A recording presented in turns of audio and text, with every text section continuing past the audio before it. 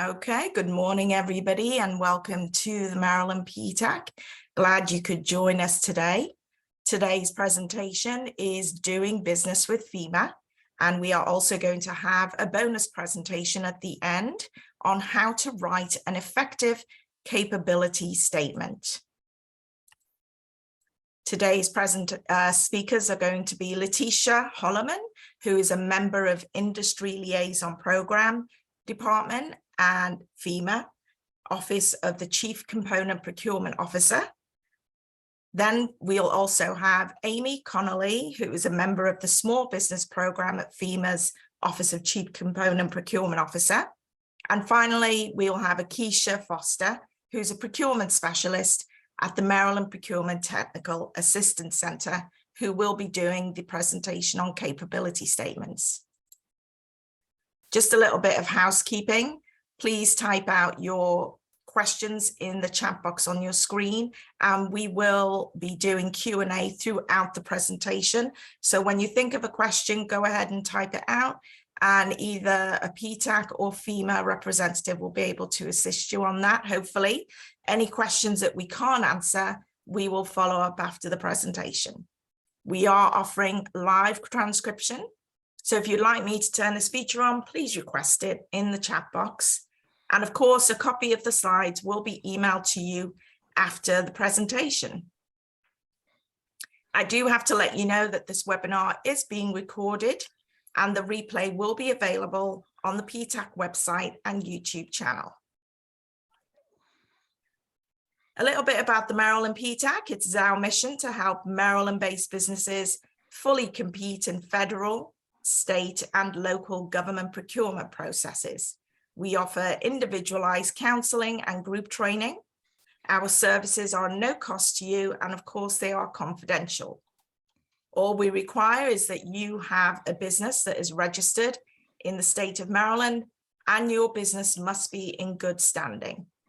So if you need assistance, please go to our website, complete the application form, and we will be able to assign a counselor to work with you shortly.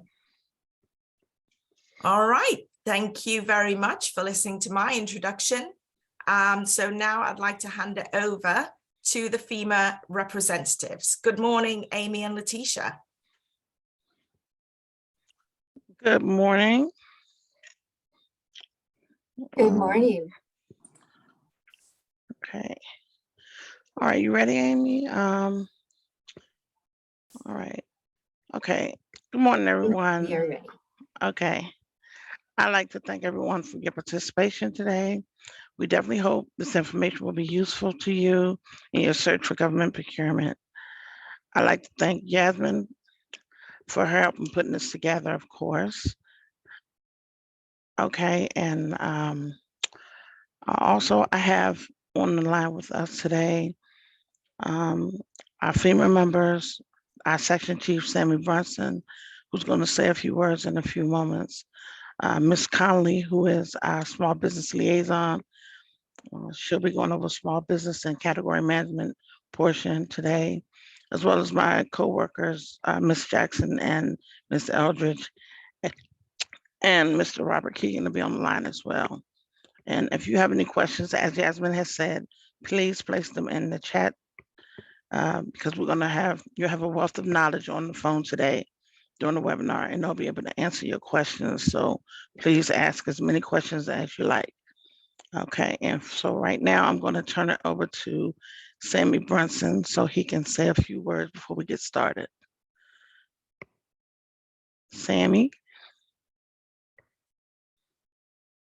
All right, let me give Sammy the ability to unmute. Okay.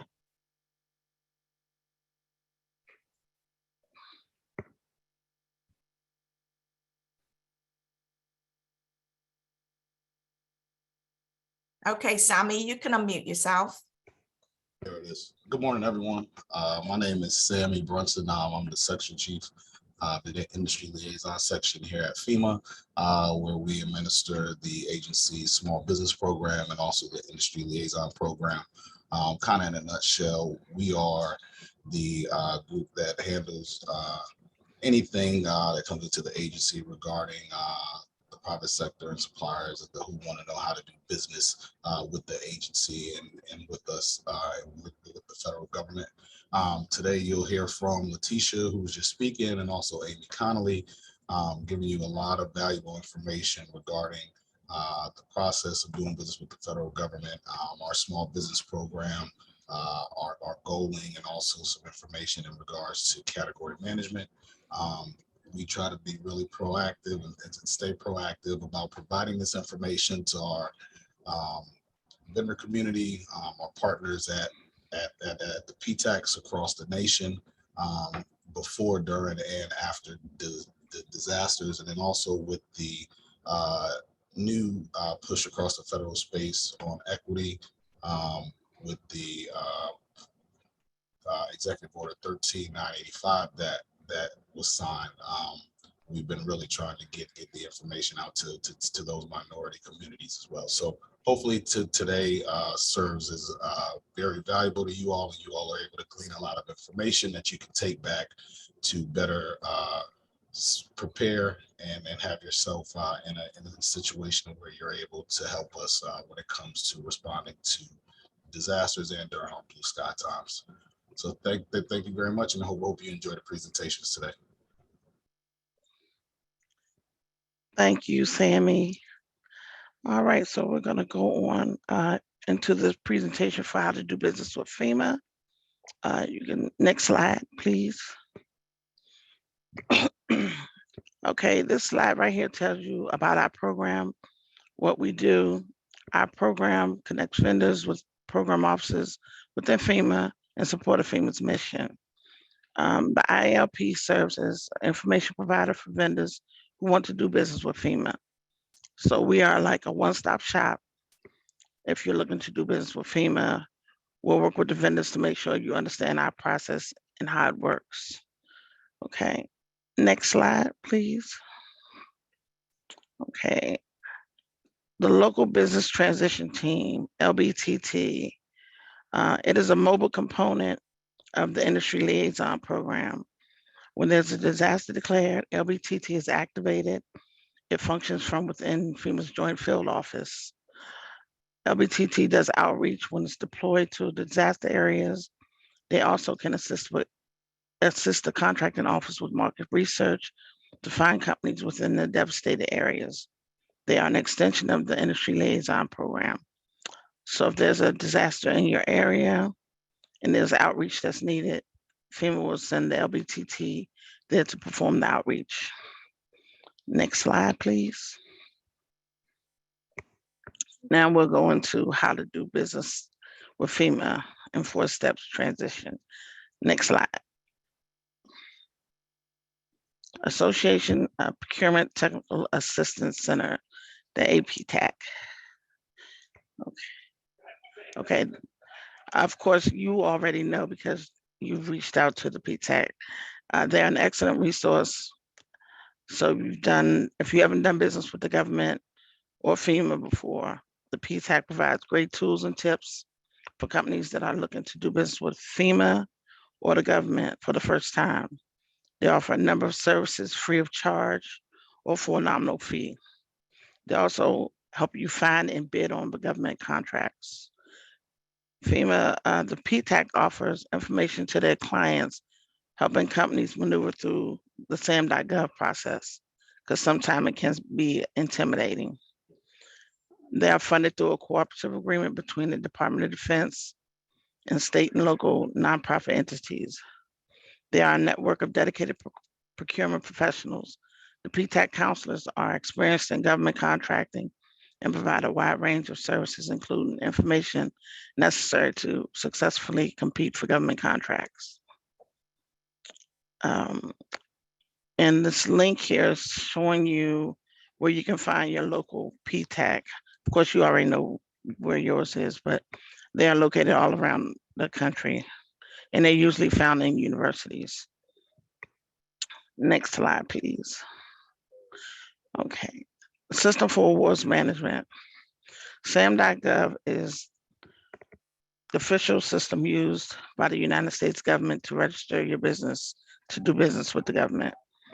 You need to be registered in sam.gov to do business with the government. There's no cost to register. When you set up registration, you will need a unique entity ID, and SAM will issue that number to you. The unique entity ID is a 12-character alphanumeric ID assigned to an entity by the sam.gov. SAM has began using the UEI and got rid of the DUNS number. So the UEI will allow SAM to cut out the third-party process, It also allows them to streamline their process. If you are registered in sam.gov, a UEI has already been assigned to you and is viewable in sam.gov now. This includes companies that are inactive. The UEI is currently located below the DUNS number on your entity registration record in sam.gov. So I would suggest when you have a moment, you go in to sam.gov and look up the information on the UEI since it's something that's new. You also will need a tax identification number through irs.gov. Okay, but please be aware that there are companies that replicate the services of the government, and they may charge for services that we can do for free, and also the Ptac, and also government websites usually end in .gov, and if the website ends in something other than .gov, you might want to look at it again because most of them all end in .gov. And when you register in irs.gov, make sure you take note of how you register your company so that when you go into sam.gov, you register it in the same way.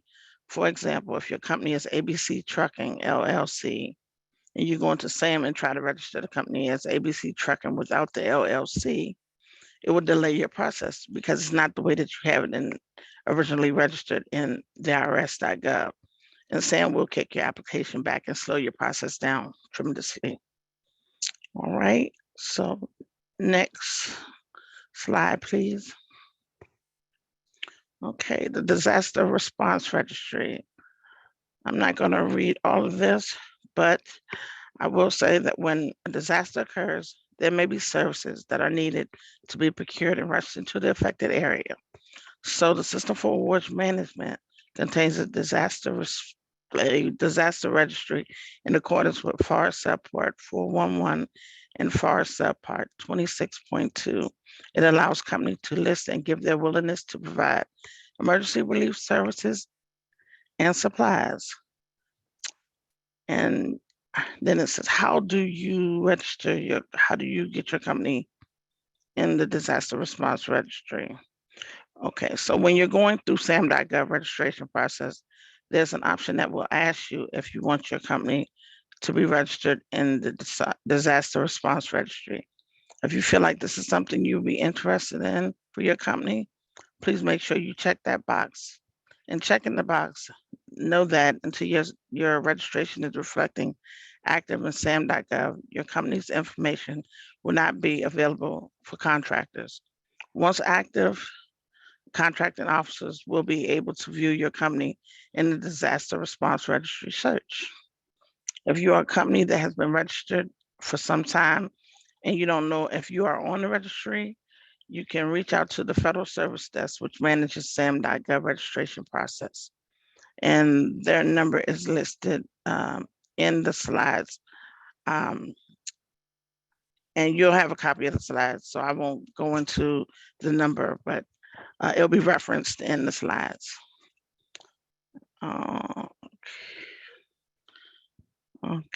Okay. So doing this now will position you to take advantage of opportunities that are still weeks or months down the road.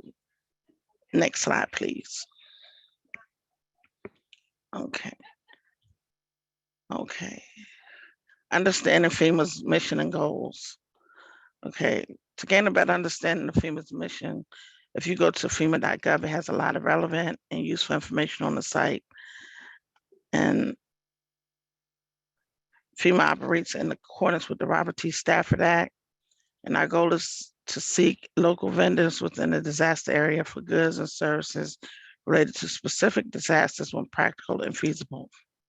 So that means that we will be looking in the states of the local disaster area, of course, when it is practical and feasible. And FEMA will transition advanced contracts to local vendors when feasible and practical per the Stafford Act, Section 307. You are encouraged to monitor state and local government official websites, as some requirements may transition to become local procurement.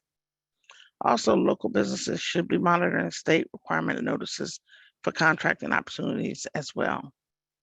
The key is to remember there are times when it's not practical because the business is in the immediate area and because businesses in the immediate area may not be able to respond right away because of the magnitude of the disaster.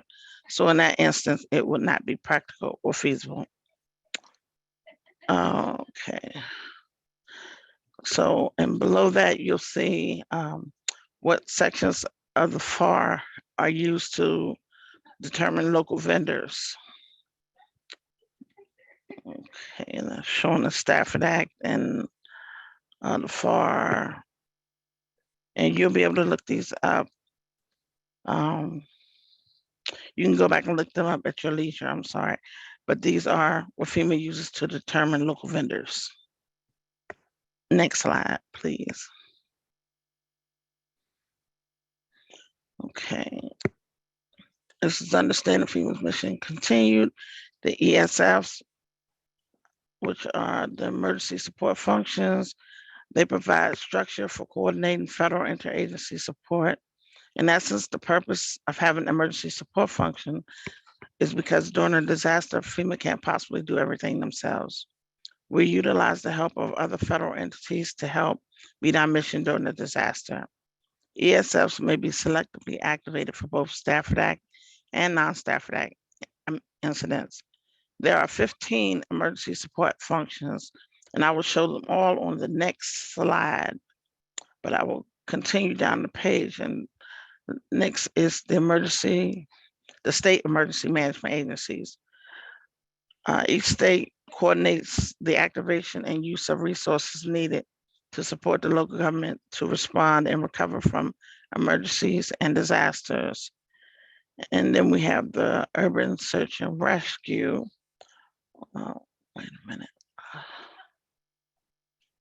And that is telling you about that right there, because I can't see it. We're gonna go to the next slide, but that's about the urban search and rescue. I can't see it. Next slide, Amy, please. Okay, as I stated, here are the 15 emergency support functions. You may also find them on FEMA's website, fema.gov.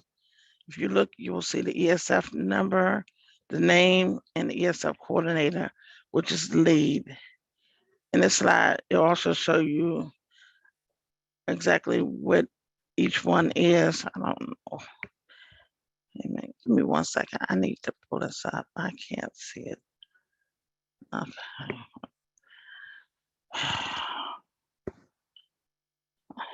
Okay. Let me go back 1 slide, please. Well, never mind. Okay, so now I'm gonna go back and tell you about the urban search and rescue. I couldn't read it at all. So FEMA coordinates 28 federal disaster response task force. This is just not working out. Okay, task force located throughout the United States with the capability to deploy across the country.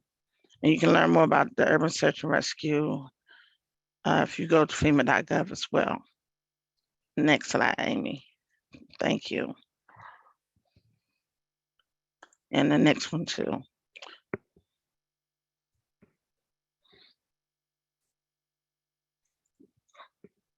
Okay, so we're on emergency support functions. And the emergency support functions, you'll see like Public Works, under the Corps of Engineers, and of course FEMA has mass care, temporary housing is under FEMA, DHS FEMA, logistics is GSA, DHS and FEMA. I mean, so that's pretty much how that works.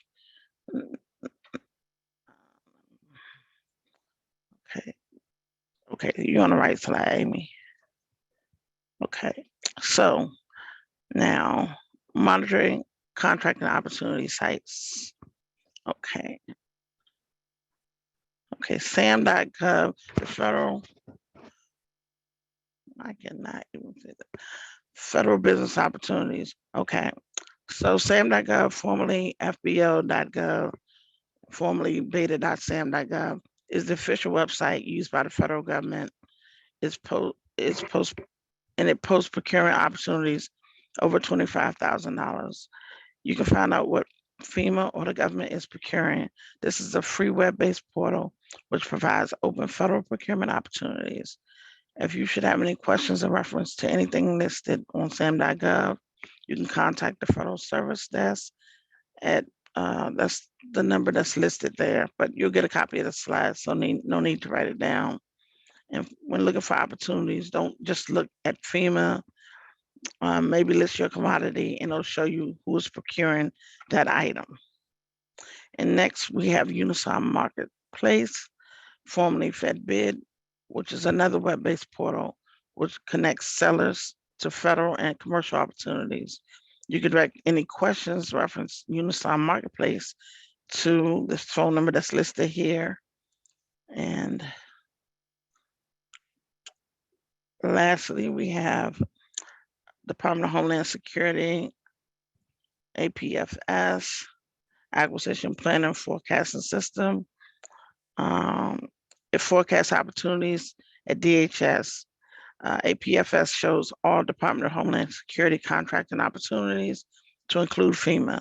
The small business specialist that's going to be talking after me, she'll go into this more about APFS and the benefits of using it. And the bottom line, you need to actively search to find contracting opportunities and pursue them. They're not going to come to you. Okay, next slide, Amy. Okay, we're going to talk about FEMA's procurement needs during a disaster. Next slide. Okay, this is a list of some but not all of our top commodities that we procured during the disaster. You see tarps, blankets, generators, all types of things that are needed. And it varies, so you need to keep a lookout on SAM.gov. You can also look under advanced contracting for goods and services, where it shows our preposition contracts. We have them so that we're ready in case of an emergency. The preposition contracts are used at the onset of disasters until we are able to transition to local or small businesses.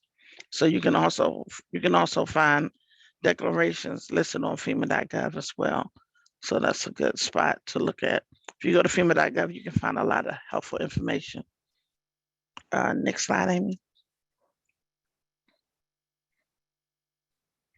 Okay, these are the top commodities. Continued debris removal. You have to register with the Corps of Engineers.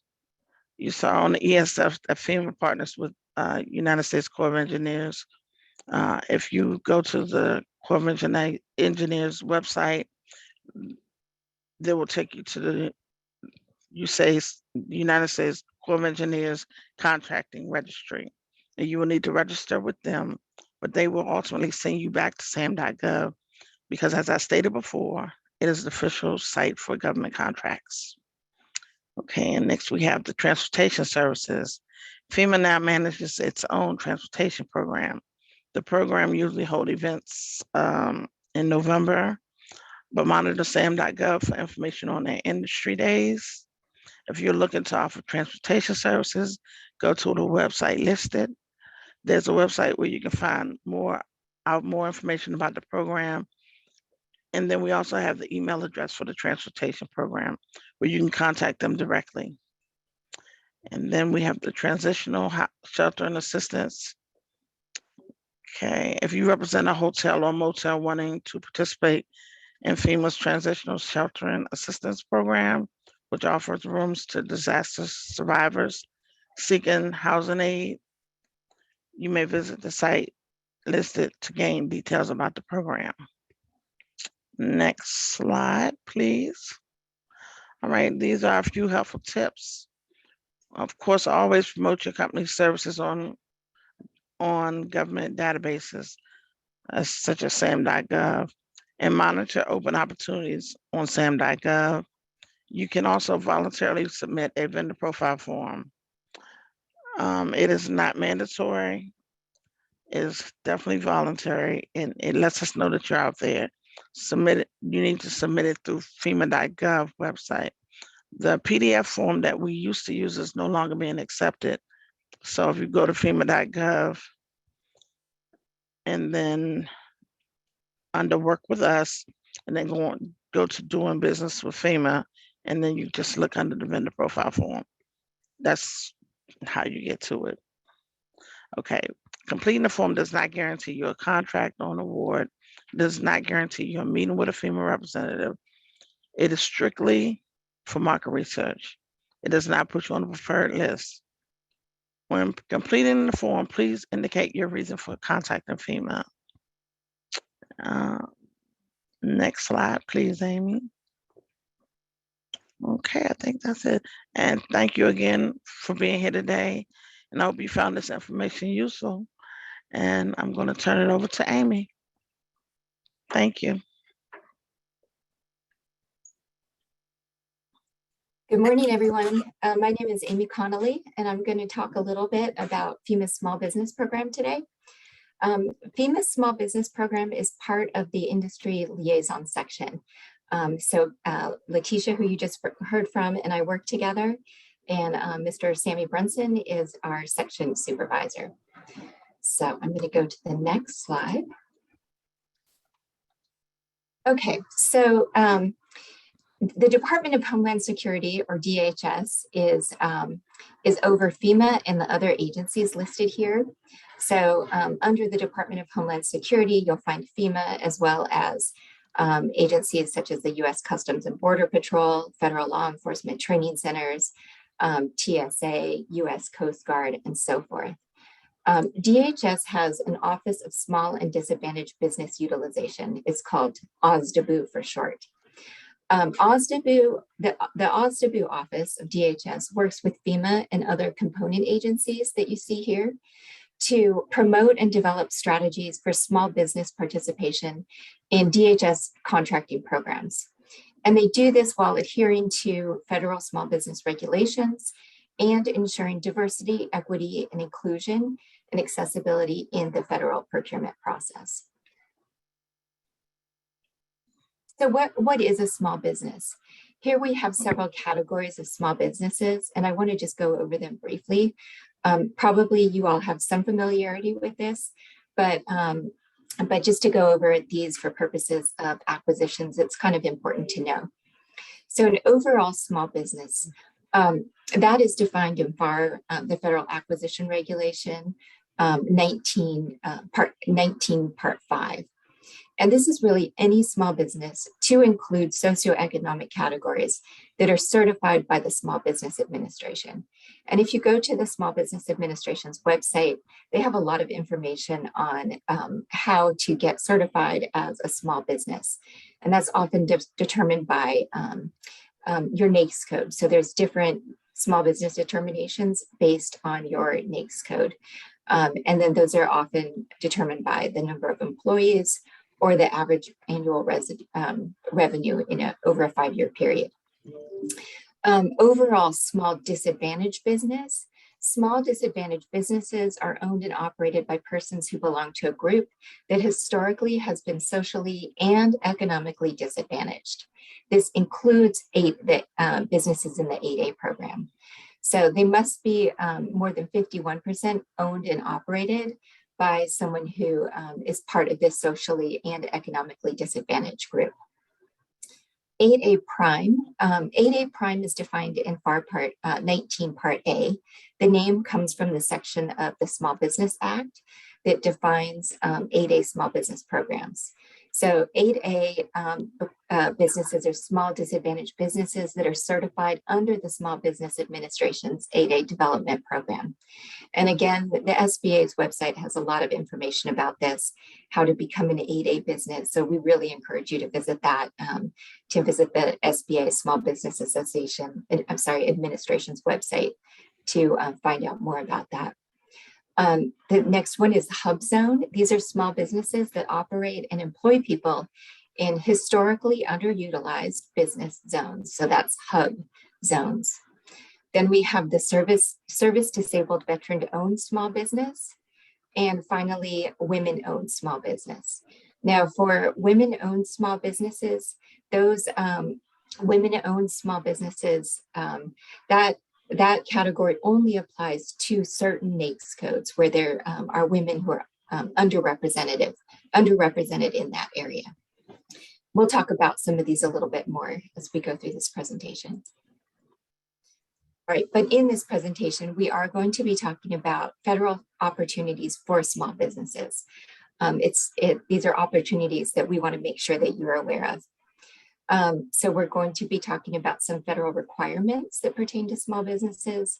We're going to be talking about Executive Order 13985 and OMB, or Office of Management and Budget Memorandum 22-03. And Mr. Brunson referred to Executive Order 13985 in the initial comments. We're going to talk about that a little bit more.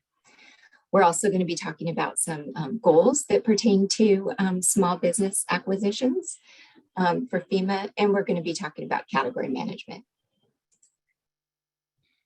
All right, so first of all, what are some federal requirements pertaining to small businesses? One important thing to note is that if an acquisition requirement is at or below the simplified acquisition threshold, which is $250,000, and above the micro purchase threshold of $10,000, an acquisition is mandated exclusively for small business, as long as there is a small business that can do the work. In this mandate for small businesses, back to that list of small business we were looking at, the four at the bottom of that chart are considered socioeconomic small business programs. And so contracting officers should first consider an acquisition for one of those socioeconomic business programs prior to considering an overall small business set aside. But it is still, acquisitions under $250,000 are still reserved for small business. If an acquisition requirement is above the simplified acquisition threshold, an acquisition still must be set aside for small businesses where there's a reasonable expectation of receiving a fair market price from at least two small businesses. This is called the rule of two, and it's defined in the FAR Part 19, and I believe it's Section 5, Part 202. And this applies to open market acquisitions as well as to multiple award contracts, such as departmental contracts and FEMA enterprise-wide contracts. Okay, there's also something called small business set-asides. Small business set-asides are contracts that are set aside for small businesses, and there's three different ways that that's done. One is through a total small business set-aside, and that's defined in FAR Part 19, subpart 502-2. And so what that means is that the requirement itself will only be solicited among small businesses. A partial small business set-aside is where a requirement is broken up, or maybe a multiple award contract is broken up, so that part of that requirement or one of the contract awards that's part of the multiple award contract will be set aside as a partial set-aside for small businesses. And then finally, a sole source. A sole source set-aside is defined by FAR Part 19, subpart 502-2 as well. And that's where a requirement can be awarded to a single small business that meets one of the four socioeconomic categories that we're going to talk about in the next slide.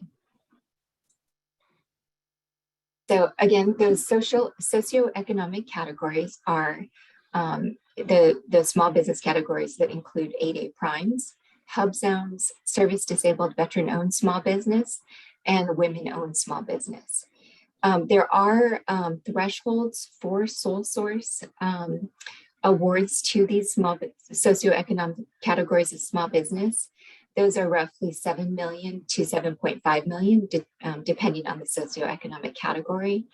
And for those are for manufacturing, and then for other requirements, which usually include services, that amount is roughly 4 million to 4.5 million. So that's quite a high threshold, and so that does provide a lot of business for small businesses that are part of these socioeconomic categories.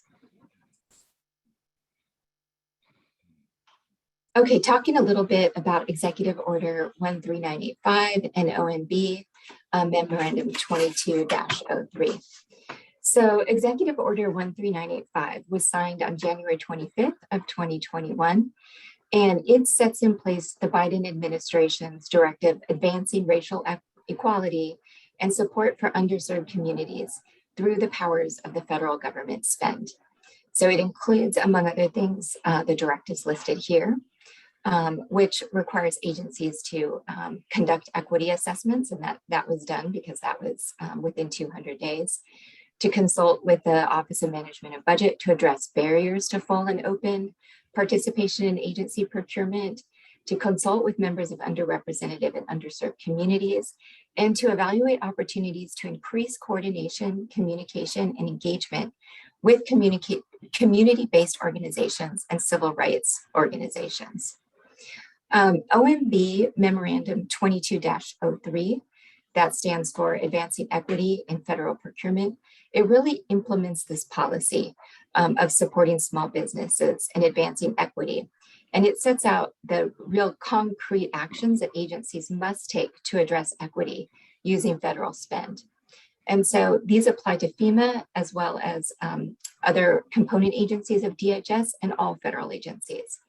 So for example, it requires agencies to coordinate with the Small Business Administration to establish fiscal year 2022 goals that direct at least 11% of cumulative federal contract awards to small disadvantaged businesses. And that goal is actually going to go up to 15% by 2025. So in the big picture, that's really a huge increase in federal money going to small businesses, and it makes a big difference. It also requires agencies to assess and adjust category management practices to increase opportunities for small disadvantaged businesses and other socioeconomic small businesses. We're going to talk about that a little bit more when we talk about category management. It requires agencies to participate in efforts by OMB, the Office of Management and Budget, Small Business Administration, and the GSA, Government Services Administration, and other federal organizations to really amplify small business participation and bring new contractors into the federal marketplace. It includes achievement goals and key senior executive officials' performance plans. So it means we're serious about this. This is going to be reflected in your performance. And it ensures agency small business contracting offices have direct reporting lines to senior leadership. So all of these actions and requirements are very, very good for small businesses and especially small disadvantaged businesses. So what are FEMA's small business performance goals? You can see here what our fiscal year 2022 goals are. And those are part of the effort to increase overall spend to small disadvantaged businesses to 11% in the fiscal year 2022. So FEMA's goal for overall small business is 24.5, and that's up from 23% in fiscal year 2021. For 8A prime, it's 4%, which is up from 2.5% in 2021. For non-8A SDB prime, it's 11%, which is up from 2.5%. Overall disadvantaged business prime, I'm sorry. Overall small disadvantaged business prime is 15%. Hubzone is 3%. Service disadvantaged veteran-owned small business is 3%, and women-owned small business is 5%.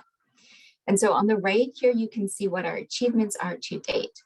So we still have some work to do, and we're in the end of the fiscal year here. So we're working to try to increase our procurements that go to 8A primes and hub zones. We're a little bit lacking in those areas. In the other areas so far, we have achieved those goals and exceeded them, which we're very proud of as an agency. Okay, before going on to talk about category management, I want to talk about some best practices for small businesses interested in doing business with Fema and really other Department of Homeland Security component agencies. We already talked about the Small Business Administration. They have a great website and they have program descriptions for all those small businesses. You can become certified for many of those small business categories if you meet the requirements through the Small Business Administration. And here I also have the link for the Small Business Size Standards tool.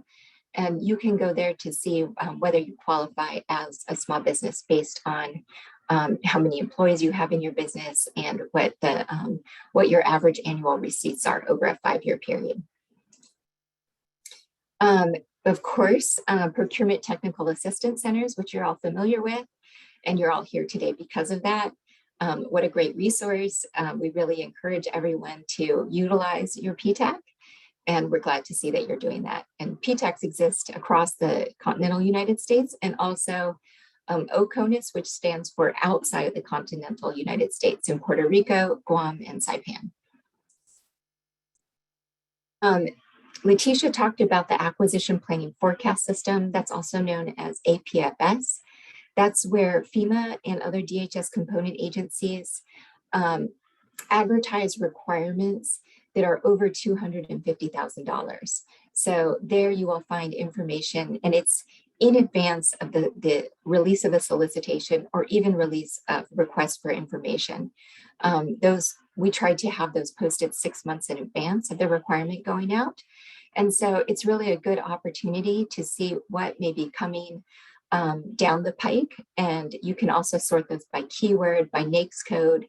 So you can see what small business requirements are coming up and what ones that you may be interested in bidding on.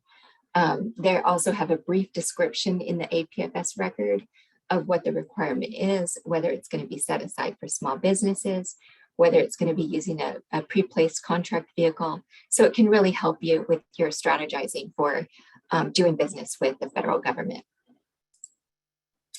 Letitia already talked about SAM.gov, so I'm not going to go over it in much more detail, but it's where all contract opportunities are placed. And it also has a contract data reporting site. And this can be helpful for you because you can go there to really sort through all the buying that's done by all agencies across the federal government and really look at and see who's buying what. And that can help you look at where you need to be focusing your efforts. Okay, I also want to talk a little bit about category management. You may or may not have heard of this term, but category management is an effort by the federal government to buy as one by creating common categories of products and services across agencies and managing each category as a mini business with its own set of strategies. It's led by a category manager and supporting senior team with expertise in their assigned category. And OMB Memorandum 19-13 really spells out category management, the purposes and how it works. The intent really of category management is to increase efficiency and save money in federal contract spend. All right, so the different categories that are included in this buy as one effort are listed here.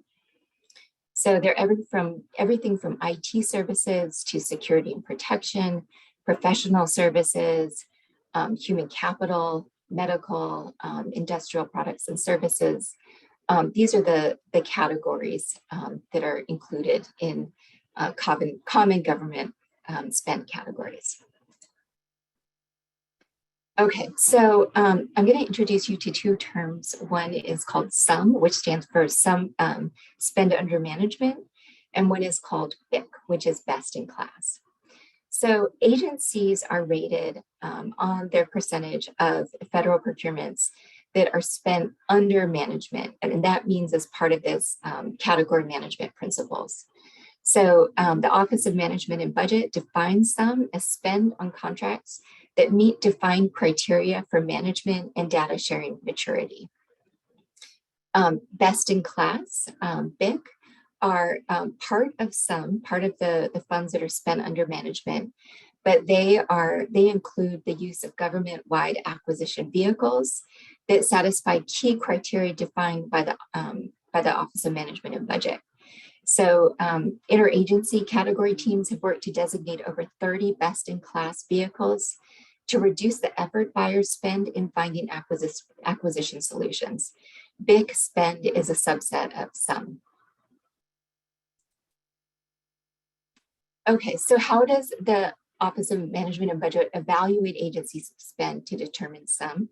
It's based on a tier strategy, so a tier rating scale. So tier 3 is any spend that uses those best-in-class vehicles, and those best-in-class vehicles offer the best pricing, terms and conditions within the federal marketplace, and reflect acquisition vehicles with the strongest management practice. And you may have heard of some of these acquisition vehicles. Some of the names are Oasis, HCATS, STARS 3, VETS 2. Some of these are reserved for small businesses, and they're trying to increase the number of those vehicles that are entirely small business businesses or make up those vehicles. And some of them are a combination of large and small businesses. These vehicles may have 30 to 150 different vendors that are part of them that have all been vetted for their adherence to management practices and regulations that meet those category management goals. Tier 2 are considered multi-agency solutions. So these reflect strong contract management practices, including data and information sharing across agencies with cross-agency metrics. So the GSA schedule, for example, would be considered tier 2 in terms of category management. Something to take note of is that there's been some concern that the emphasis on using these category management vehicles and tier system to spend under category management, there's been some concern that, that the diversity of businesses has dropped because of the requirement to go with these category management practices. And so as part of OMB 2203, they made some revisions to category management principles, which include that socioeconomic categories really trump category management. If you have a requirement, it's more important that it meets that socioeconomic category if it's a requirement that can fall under that than to meet those category management requirements. And so as part of that, any socioeconomic requirement or acquisition that goes to a small socioeconomic category of business is automatically considered a tier 2. In terms of meeting agencies' category management goals. I know that's a lot, and it's kind of confusing, but it's important to know because it's important to know where the federal government is putting their spend and where they're really directed to go first and second in terms of prioritizing acquisition requirements. Tier 1 are mandatory agency-wide solutions. These have mandatory use considerations. These are agency-wide. Include standards set for data and information sharing, strong management practice, and use metrics that are defined, tracked, and publicized. And then tier 0 are really decentralized spend unaligned with category management. And so these would be unrestricted procurements that aren't using any specific tier strategy. Okay, so that's sort of a quick summary on category management, but if you want to find out more about it, you can go to GSA's Acquisition Gateway Category Hallways link. That has a lot of more additional information on what category management is. You can look at different category management vehicles, see what vendors are on those vehicles, see when they may be open for taking on new vendors, but when their new option period is. So all of that is good information. You do need to have a max registration in order to access this website, but that can be performed on the sign-in page. All right, so that is all I have for you, but Letitia and I will stay on the line for any questions that you may have if they haven't already been answered by our supervisor, Mr. Sammy Brunson. Thank you very much for your time and attention. And I will turn it back over to you, Yasmin. Thank you, Amy, and thank you, Letitia, for very insightful presentation. I appreciate it, as especially you approached the Ptac to put on this special presentation in response to the recent flooding in the state of Maryland. So I know that we had to quickly get this together. So I do appreciate everybody responding so promptly. So as said by Amy and Letitia, now is your time to type out your questions in the chat box, and we will try and get to as many as we can. I do appreciate the FEMA team responding to questions throughout the presentation. So thank you for doing that. If you want to look in the chat box for anything that they've answered already, but if you have anything that you think that the team, you'd like the team to go over again or answer or clarify, now is the time to type out your questions in the chat box. Okay, I was looking, excuse me, I was looking through the questions and let's see. Okay, I see one I don't know if it's answered, but I will go through them. Okay, so I see one here from Mr. Amen. Key account manager at Enterprise Technology Solutions. Has FEMA had, let's see, FEMA has any supply registration process? I don't know if that question is, any forecast acquisition for upcoming opportunities, and where do FEMA post opportunities for RFI, RFQs, or sources sought? And Ms. Eldridge said you will, I believe the answer, well, Sammy, can you answer this question?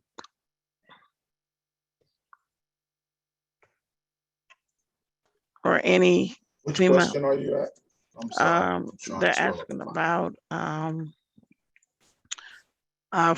any forecast acquisitions for upcoming opportunities, and where do FEMA post their opportunities for RFQs, RFIs, or sources sought? I can answer that question. If you're looking for future opportunities, you can go look in the DHS Acquisition Planning Forecasting System, which was mentioned earlier.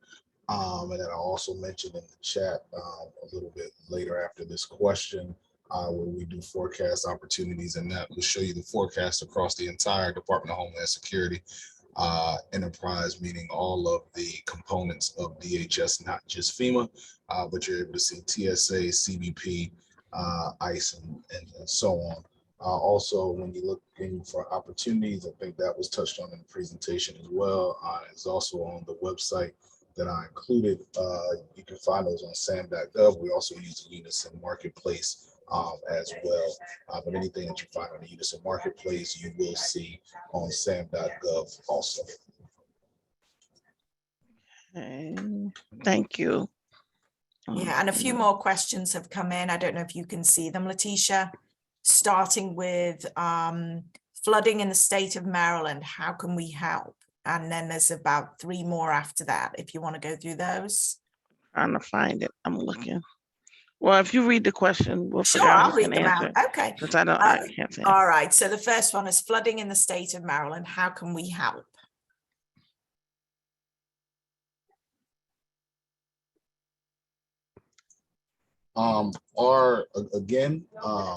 Our needs and requirements, we would, if we have any as FEMA, would be posted out on sam.gov for you to review and submit your proposals to.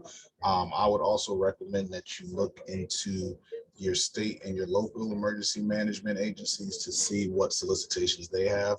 A lot of times the state and local governments are procuring to support any events that happen as well, even though they may get some type of funding from FEMA, whether it's in the form of a public assistance grant or something else. So that money will funnel down, but it would be your state and local state emergency management agencies that are procuring those items as well. Okay, thank you. Next question is, how do you become a contract monitor for FEMA?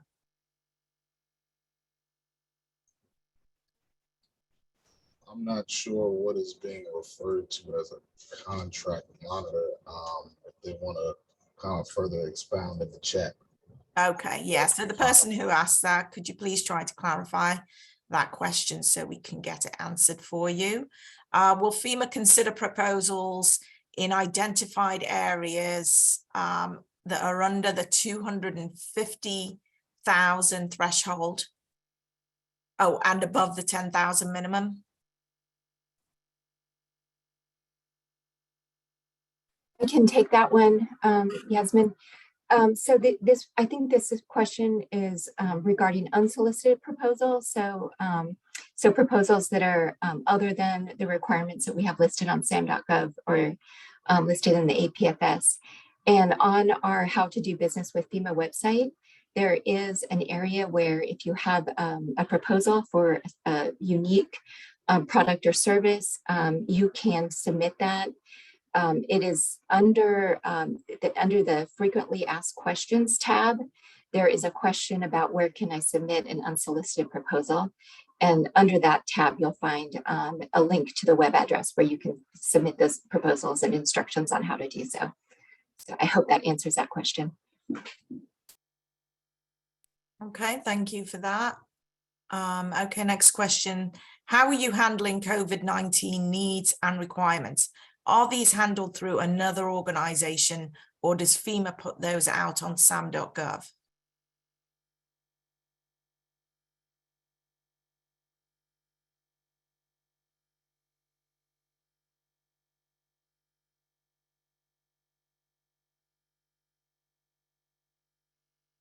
Anybody wants to jump in on that one?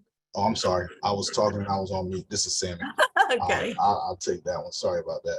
We are not the procuring activity for COVID-19. We were at the beginning of the pandemic from about March through the end of May. The procuring activities are HHS, and I believe DOD is supporting them in that as well. So you would see those requirements coming out from the HHS procurement shop and DOD as well. You can also find that information on our website. If you go to FEMA and the COVID-19 response, that information is there as well, but it would be HHS and DOD as of now. And yes, they do use SAM.gov. The entire federal government uses SAM.gov. Okay, thank you. Mahalia, I believe you now have the ability to speak if you wanted to respond to any questions. I was asked to unmute you. Thank you so much, Yasmin. No, I believe that Sammy was able to answer those questions. Thanks so much. Hopefully everyone will be able to look at our website on FEMA.gov, doing business with FEMA, and to see that we have a lot of links, a lot to respond to a lot of the questions you guys do have to follow up and as a resource. So just want to mention that, but thanks, Yasmin. Thank you, Mahalia.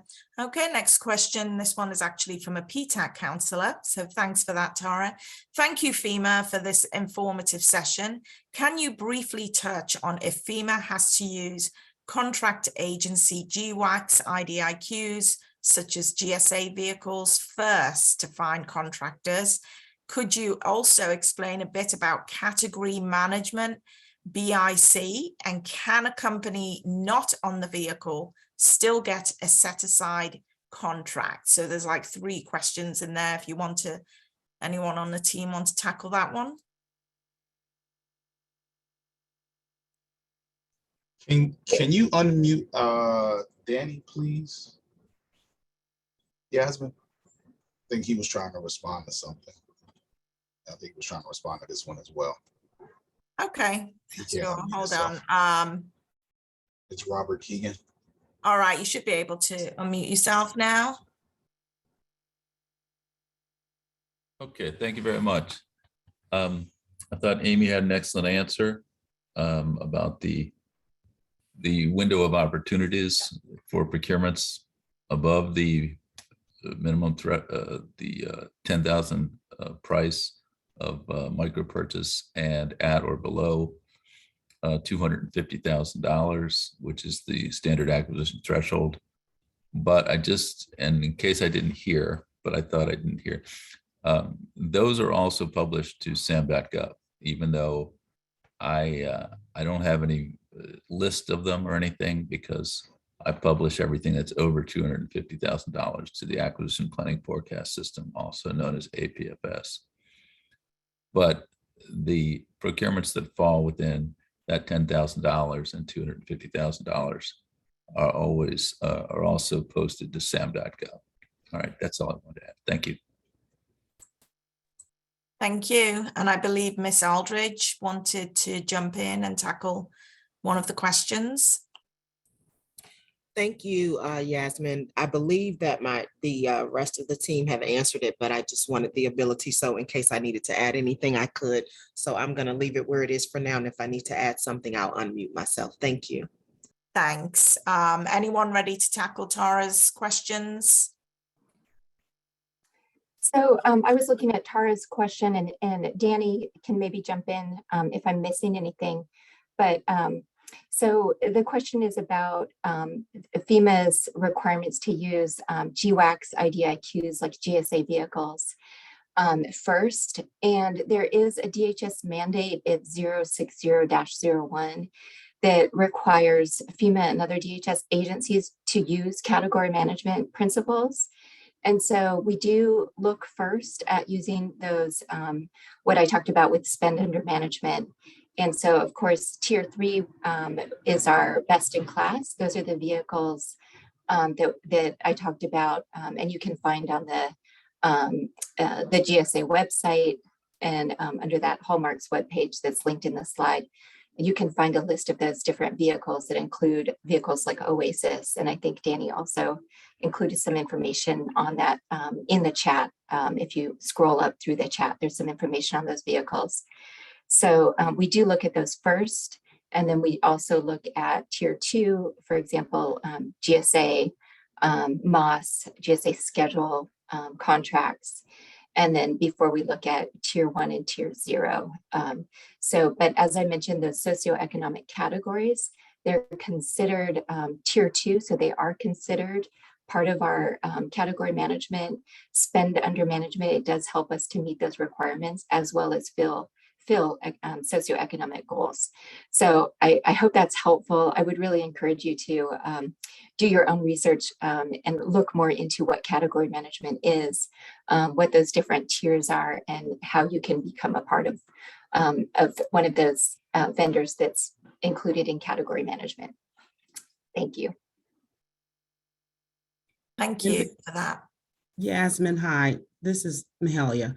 Just to piggyback to, just for additional information as regards to the various types of GWACs opposed to some of the disaster contract work, we want to make sure folks know that, there's a deviation. There's disaster or contract work as well out there. So when there is a state declaration and there's contracts needed in different areas, please, everyone still take and pay close attention to SAM.gov to see what's coming out, and making sure you communicate with your local Ptacs in those regions where those disasters efforts are taking place, knowing who the regional contracting officials are. You can reach out to us too, and we can give you some guidance to keep an eye on those disaster contracts. That's going to be based on the Robert T. Stafford Act, and to ensure that we look at companies at the local levels when practical and feasible to do the work and efforts in those disaster missions. So hopefully that's helpful to know the difference. Thank you. Thank you. Okay, well, it's 11 o'clock. I think you've pretty much tackled all the questions that I see. If I've missed any, then please do feel free to email me after the webinar, and I'll send that on to the FEMA team. I would like to thank Amy, Letitia, Sammy, all of the FEMA team so much for doing this. especially at short notice. Not only is it a great opportunity for small businesses to find out how they can connect with FEMA, but also is, of course, providing vital help and need to people who have been affected by floods and other emergencies. So I'd like to thank you all. We will now be going into the next section of this webinar, which is how to write an effective capability statement, which is obviously vital to anybody going into government contracting. The FEMA team are welcome to stay on, but obviously I appreciate if you have to move off and get on with the rest of your day. This recording will be available later today on our YouTube channel. And of course, I will be sending the slides out to everybody as soon as we are done here. So thanks again to the FEMA team.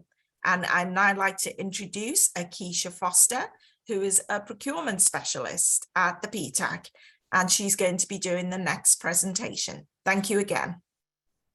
Hey everyone, yes, I'm Akisha with the Maryland Ptac. And so what we want to do is just make sure you're prepared and ready to offer your services to FEMA. So we wanted to just give you a brief overview on what it all entails. And so you just see a little bit of our highlights and how we do business here at the Maryland Ptac. So here's our agenda. Our agenda, we want you to understand the difference capability statements, the information that is needed to be incorporated in each capability statement, and how they differ. And then we want you to develop a capability statement so that way you are effective. Okay, so the two types of capability statements we will be discussing today are just short and long version. So a 1 page, or a 2 page. So I just don't want to prolong it, but it just got to be easy to read because, they're looking at all the other agencies. So the purpose of the capability statement is, your promotional document. It's what you use to market your services to that government agency. So like I said, we've enclosed some sample capability statements for you, so that way you can just have an example of what we think right looks like, and it details what your company is able to provide.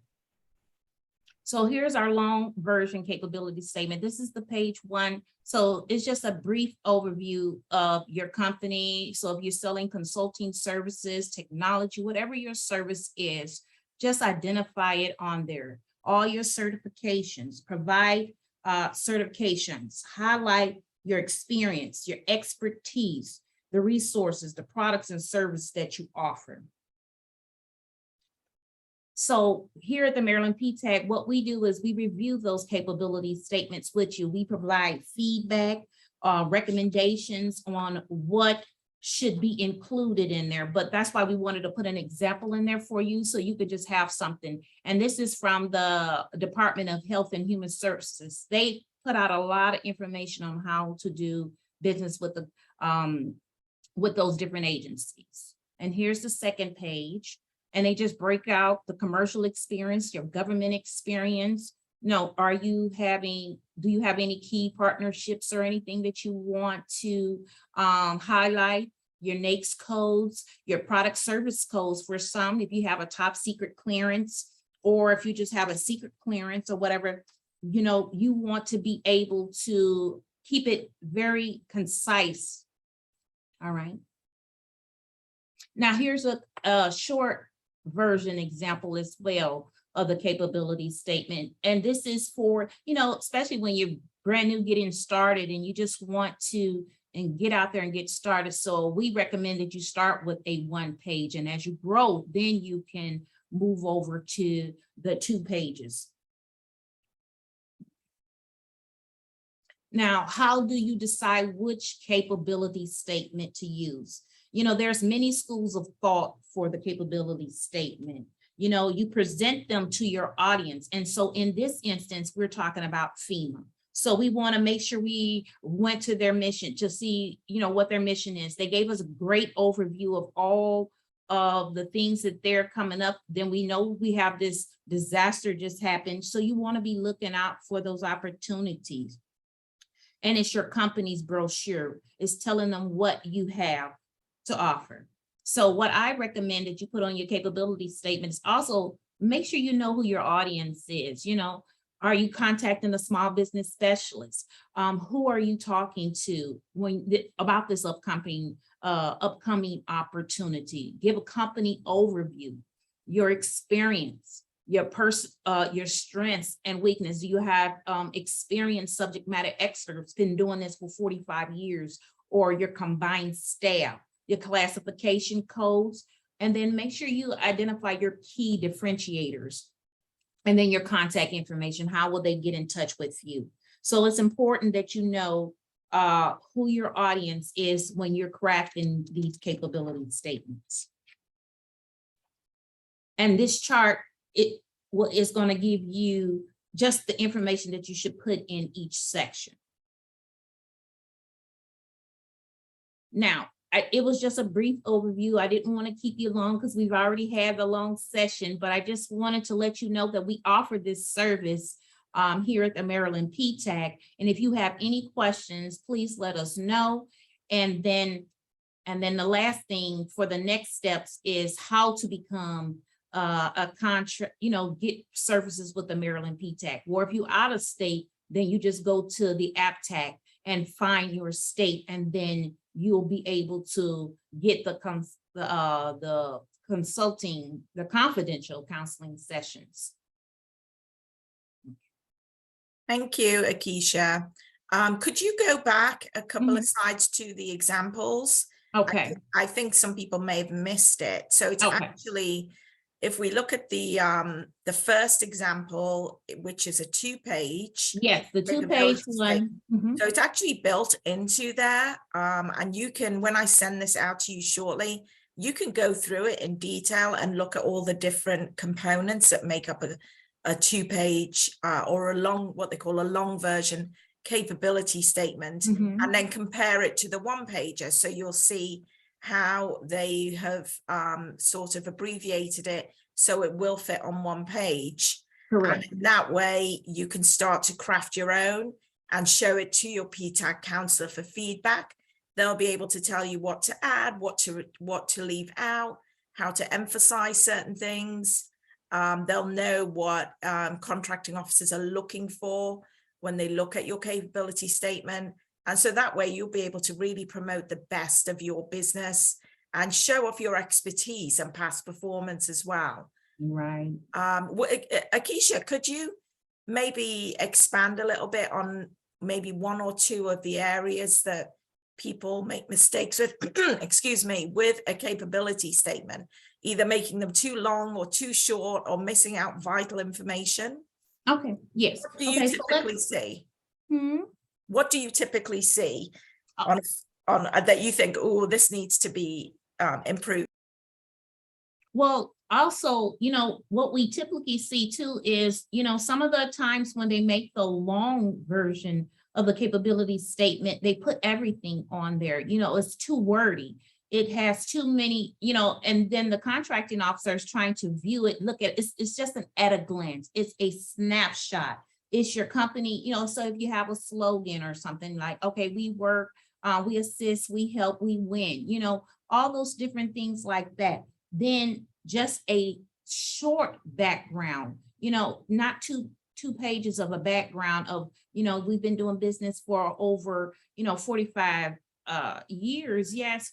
But we want a snapshot of that, but then you just give us bullet points. That's why it's important to put the bullet points so that way you can capture the information, because we see so many wordy documents. And then for our brand new small businesses, because most of our small businesses feel like, well, I don't have any past performance. So what do I put in that section? So we see that too.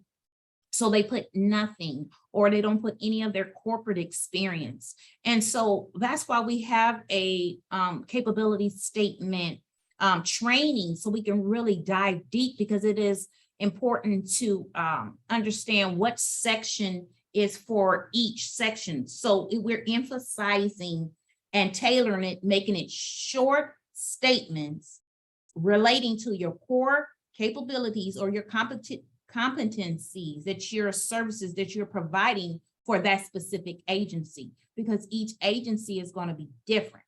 So we definitely want to understand the difference between these agencies and how to craft the information. So normally too, you will submit it. You're going to submit the capability statement to sources sought notices, requests for information, because that's what they were teaching us in the FEMA training, how to prepare and to respond to these solicitations. So sometimes you will have to craft those, because sometimes we just see our clients submit a capability statement and it has not been customized. So it's just a general. So they have not really told the agency what it is they do. And if they do, then they tell them everything they do, but they're only interested in that portion of what they're asking. So if they ask for janitorial services or cleanup service or construction, how they were asking for the toiletries and different things, if that's one of your services, then that's the one you need to highlight and make one of your core areas, because you provide services to this disaster relief. So we know this is disaster relief. So you want to customize it. So how can I help this organization, and how our company can help this organization is one of the most important things you have to do when you're tailoring the capability statement, especially for a long capability statement. Okay, thank you, Akisha. So if you have any questions for Akisha about capability statement, now's your chance to ask them. There is a question in the chat box about if Ptac works with businesses that have only been in business for less than a year. Yes, we do. Yes. However, your business must be registered in the state of Maryland and it must be in good standing. And of course, it goes without saying, you must have a product or service ready to sell to the government. So as long as you meet those requirements, absolutely, we encourage you to please sign up so we can start assisting you. Okay, any final words, Akisha, before we wrap up? Well, all I want to make sure we understand is the essential elements of the capability statement, making sure you understand it's an at a glance. It is your marketing material. It's your main marketing material, because what you're going to see is when you go to DHS and the different organizations, the first thing they're going to ask you for is, can I get a copy of your capability statement? However, we've done the training, we've done the research, we know everything about that organization. So we're going to customize, tailor that capability statement for that organization. So that way, and then save it in that folder, save it for later. So if they come up with another requirement, so FEMA comes up with another requirement that you see, you've already tailored it for FEMA. So that way you already know, okay, we already got the one for FEMA. Let's go in there, add our past performance that is relevant to the capability. Now, see if you have past performance that is not relevant, it's you have experience working in an area or industry, but is it specific to what they're asking you? So these are the questions we help you with in the Maryland Ptac, is we help you craft those different things, because those are some of the questions we receive from many of our small businesses. Okay, how do I do corporate experience? I'm a W-2 employee. So that's why we want the training will be very long. So that's why this one was just meant to be an overview. So when you attend our longer training for, when we are identifying each section, then we'll give you a better understanding. But I just wanted to give a brief overview and just make sure you tailor the capability statements according to that organization. And that's all I have. Okay, thank you, Akisha. I've just also put a link in the chat box for our longer capability statement video, which is about an hour long, if you have some time to watch that. And we go through what Akisha has said in further detail. Yes. So that's it thank you so much, guys, for sticking with us. Hope you got a lot of good information today. I will be sending out the link to the recording, and of course you will be getting the slides. Please follow up with your Ptac counselor. Please follow up with the FEMA team. Let's get you some business out there. I'd like to say thank you, everybody, and we will see you at a future Ptac event. Bye-bye.